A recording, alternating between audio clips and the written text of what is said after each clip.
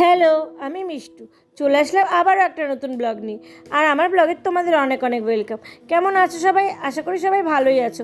যেদিন আমি ভিডিওটা করেছিলাম সেদিন আমি গিয়েছিলাম ছেলেকে স্কুল থেকে নিয়ে আসার জন্য।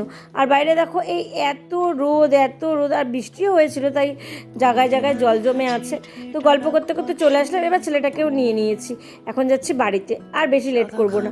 এখন তোমরা তো অবশ্যই সবাই ভাবছো এই টোটো আবার এই গাড়ি। যাই হোক, বাড়িতে গিয়ে লাঞ্চ করে বেরিয়ে পড়লাম, কিন্তু তোমাদের সাথে সেটা শেয়ার করা হয়নি। এত সুন্দর লাগছিল রাস্তাটা, আমরা যাচ্ছি। হ্যাঁ, সাথে থাকো আর দেখতে থাকো, তাহলেই জানতে পারবে যে আমরা কোথায় যাচ্ছি। অবশ্যই প্রথমেই বলে দিচ্ছি, আমি ঘুরতে যাচ্ছি না, আমি একটু ডক্টর দেখাতে যাচ্ছি। আর যে কারণে যাচ্ছি সেটা হচ্ছে চোখের নিয়ে। মেয়েটার চোখের পাওয়ারটা ভীষণ বেড়েছে, তাই ভাবলাম আর জলপাইগুড়িতে দেরি করব না, শিলিগুড়িতেই নিয়ে যাই। তাই হঠাৎ করে আমাদের প্ল্যান হলো যে আমরা শিলিগুড়িতে যাব। তাই এই দুপুরই বেরিয়ে গেলাম। আর ছেলেটাকে দেখতে পাচ্ছ তো, এই যে কানের চুন দেখা যাচ্ছে না, ওর প্রচণ্ড অ্যালার্জি হয়েছে। ওকে বললাম তুই থাক, কিন্তু ও থাকবে না, ও আমাদের সাথেই যাবে। তাই বাধ্য হয়ে ওকে নিয়ে আসতেই হয়েছে। আর কি করা যাবে বলো।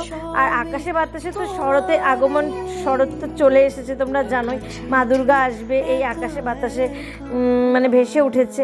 যাই হোক না কেন, ভিডিওটা কেমন লাগলো অবশ্যই সবাই কমেন্টসে জানাবে। আর ভিডিওটা ভালো লাগলে একটা লাইক করো। টাটা।